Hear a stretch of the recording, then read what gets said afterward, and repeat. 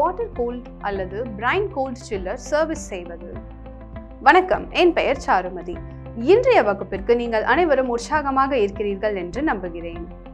இந்த பகுதியில் water cooled அல்லது Brine-Cooled Chillerகளை சர்வீஸ் செய்ய கற்றுக்கொள்ள போகிறோம். இந்த பயிற்சியின் முடிவில் உங்களால் கீழ்கண்டவற்றை செய்ய முடியும். சிஸ்டமை பம்ப் டவுன் செய்தல், பிரைன் சில்லிங் இவாபரேட்டர்களின் பாகங்களை சர்வீஸ் செய்தல், பகுதிகளை இணைத்து பிறகு லீக் டெஸ்ட் செய்வது. இப்போது இந்த பயிற்சியை செய்வதற்கு தேவையான உபகரணங்கள், பொருள்கள் மற்றும் கருவிகளை பார்ப்போம். தேவையான கருவிகள் மற்றும் உபகரணங்கள்: ரிங் ஸ்பேனர் ஒரு செட், டபுள் எண்ட் ஸ்பேனர் ஒரு செட், பைப் ரெஞ்ச் ஒரு எண், ஸ்க்ரூ ஸ்பேனர் ஒரு எண், 2 கிலோகிராம் எடை கொண்ட ஹேமர் ஒரு எண், சிசில் ஒரு எண், ஸ்கிரைபர் ஒரு எண். தேவையான உபகரணங்கள்: மல்டிபிள் பிரைன் சில்லர்கள் ஒரு எண்.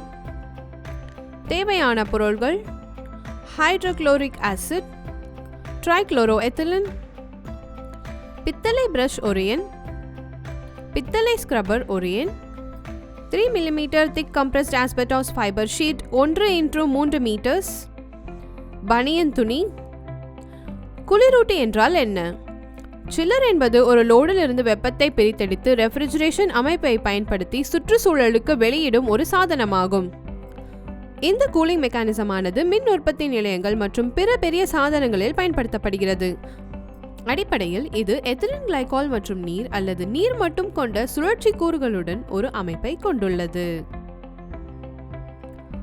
கூலிங் ஃப்ளூயிட் ரிசர்வாயரிலிருந்து குளிரூட்டல் தேவைப்படும் உபகரணங்களுக்கு செலுத்தப்படுகிறது. ஏர் கூல்டு சில்லர்களும் உள்ளன. இது ஃபேன்களை பயன்படுத்தி வெப்பத்தை வெளியேற்றும். இது மின் உற்பத்தி நிலையங்களில் மிகவும் பொதுவான மற்றும் நவீன தேர்வாகும். குளிரூட்டிகளின் வகைகளை பார்ப்போம். Water cooled chiller. நீரால் குளிரூட்டும் சில்லர்கள் குளிரூட்டும் டவருடன் பொருத்தப்பட்டுள்ளன. இதன் விளைவாக காற்றால் குளிரூட்டும் சில்லர்களுடன் ஒப்பிடும்போது அதிக செயல்திறன் கிடைக்கும். அவை அதிக செயல்திறனை அடைகின்றன, ஏனெனில் அவை ஆம்பியன்ட் டெம்பரேச்சர் பல்ப் வெப்பநிலையின் அடிப்படையில் ஓடுகின்றன. ஆம்பியன்ட் ட்ரை பல்ப் டெம்பரேச்சரை விட குறைவாக உள்ளது. காற்றால் குளிரூட்டும் சில்லர். சுற்றுச்சூழல் நிலைமைகள் அல்லது நீர் அணுகல் தடைகள் உள்ள சூழ்நிலைகளில் காற்றால் குளிரூட்டப்பட்ட குளிரூட்டியை பயன்படுத்தலாம். 2 வகையான சில்லர்களும் வெப்ப பரிமாற்றத்திற்காக காற்று ஓட்டத்தை நம்பியுள்ளன. இந்த முறையில் வேறுபாடு உள்ளது. நீரால் குளிரூட்டும் சில்லர்கள் ஈரப்பதமான காற்றோட்டத்தை, சுற்றுப்புற காற்று ஓட்டம் மற்றும் நீர் தெளிப்பை பயன்படுத்துகின்றன. அதே நேரத்தில் காற்றால் குளிரூட்டும் சில்லர்கள் சுற்றுப்புற காற்றை மட்டுமே பயன்படுத்துகின்றன. Brine-Cooled சில்லர்கள் எனப்படும் மற்றொரு வகை குளிரூட்டியும் உள்ளது.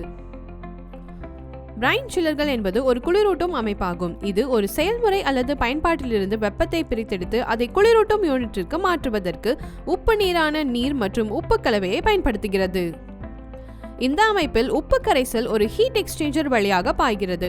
இதன் வழியாக வெப்பத்தை உறிஞ்சி பின்னர் ரெஃப்ரிஜரேஷன் அமைப்பு போன்ற குளிரூட்டும் மூலத்திற்கு நகர்கிறது. அங்கு அது வெப்பத்தை வெளியிட்டு அதன் அசல் வெப்பநிலைக்கு திரும்புகிறது. நீருடன் ஒப்பிடும்போது இது குறைந்த வெப்பநிலையில் திரவ நிலையில் இருப்பதால் குளிரூட்டல் பயன்பாடுகளுக்கு உப்பு நீரானது குறைந்த வெப்பநிலையில் ஏற்றதாக விரும்பப்படுகிறது. தண்ணீரில் உப்பு சேர்ப்பது கரைசலில் உறைநிலையை மேலும் குறைக்கிறது. ஒப்பீட்டளவில் குறைந்த செலவில் வெப்பத்தை திறமையாக கொண்டு செல்லும் உப்பு நீரின் திறனை அதிகரிக்கிறது. சில்லர்களுக்கான உப்பு கரைசலை உருவாக்க பல்வேறு உப்புகளை பயன்படுத்தலாம். சோடியம் குளோரைடு NaCl அதன் கிடைக்கும் தன்மை, மலிவு மற்றும் குறைந்த உறைநிலை காரணமாக மிகவும் பொதுவானது. இது ரெஃப்ரிஜரேஷன் நோக்கங்களுக்காக சிறந்தது. கால்சியம் குளோரைடு CaCl2 மற்றும் பொட்டாசியம் குளோரைடு KCl போன்ற வகைகள் குறைந்த ஃப்ரீசிங் பாயிண்ட்களை வழங்குகின்றன. இது மிகவும் குறைந்த வெப்பநிலை தேவைப்படும் பயன்பாடுகளுக்கு ஏற்றது.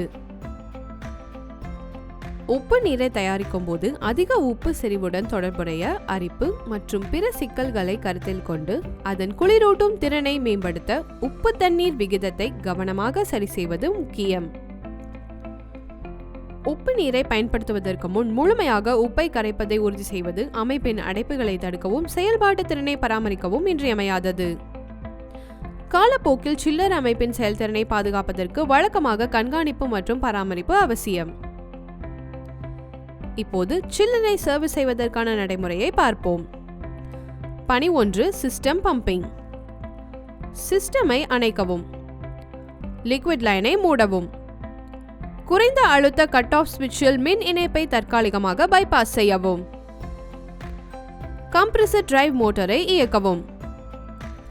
சக்ஷன் அழுத்தம் ஒரு ஸ்கொயர் சென்டிமீட்டருக்கு 0.5 கிலோவாக குறையும் வரை கண்காணிக்கவும்.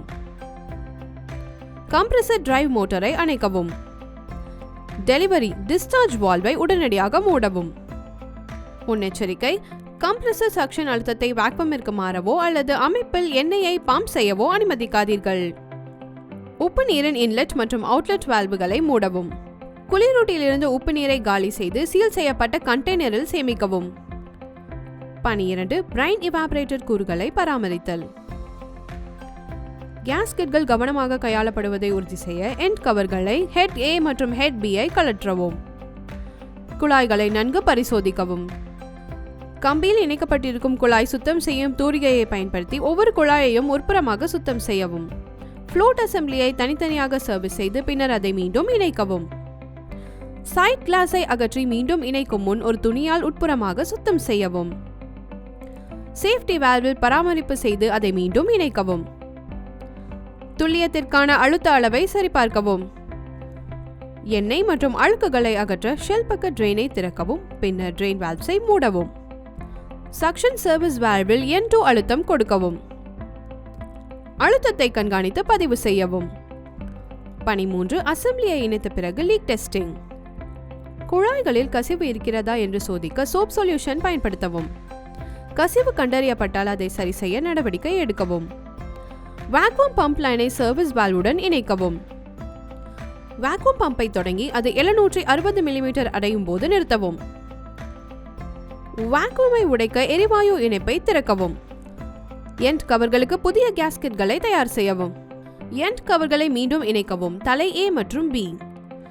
பிரைன் வால்வ் அமைப்பிலிருந்து ஏர் லாக்களை வெளியிட பிரைன் வால்வை திறக்கவும். பிரைன் அமைப்பில் ஏதேனும் கசிவு உள்ளதா என வெளிப்புறமாக ஆய்வு செய்யவும். பயிற்சியின் முடிவுக்கு வந்துவிட்டோம். இந்த பயிற்சியில் நாம் கற்றுக்கொண்டது: சிஸ்டமை பம்ப் டவுன் செய்தல், பிரைன் சில்லிங் இவாபரேட்டர்களின் பாகங்களை சர்வீஸ் செய்தல், பகுதிகளை இணைத்து பிறகு லீக் டெஸ்ட் செய்வது. இவ்வாறு வாட்டர் கூல்ட் அல்லது பிரைன் கூல்ட் சில்லர்களை எவ்வாறு சேவை செய்வது என்பதை நாம் கற்றுக்கொண்டோம். இதை பற்றிய தெளிவான புரிதல் உங்களுக்கு இருக்கும் என்று நான் நம்புகிறேன். இந்த பயிற்சியை உங்கள் பயிற்றுவிப்பாளரின் உதவியுடன் செய்யுங்கள். நன்றி.